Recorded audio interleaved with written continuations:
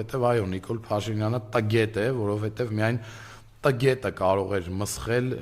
նախկինում ձեռք բերված մեր հաղթանակները, միայն տգետը բանակ չծառայելով, համալսարան չավարտելով, դիվանագիտական կրթություն չունենալով, ոսկուց, բուլատից ատամներով կարող էր գալ զավթել Հայաստանի իշխանությունը եւ կործանել այն ամենը, ինչը հնարավոր է ու անհնար է պատկերացնել։ Այո, Նիկոլ Փաշինյանը տգետ է եւ թե նրա կնոջ, թե նրա թիմի այդ կրթվելը նորաձև է, այս կամ այն PR-ը,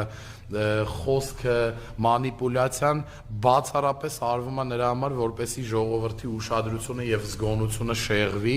այս կամ այն կարևորագույն խնդիրներից կամ հանցագործությունից կամ դավաճանությունից առաջ։ Հիմա, քանի որ Նիկոլ Փաշինյանը նորից որակում է իրան տգետ, հեծանիվակշում, Աննա Հակոբյանը այնտեղ կրթվում է,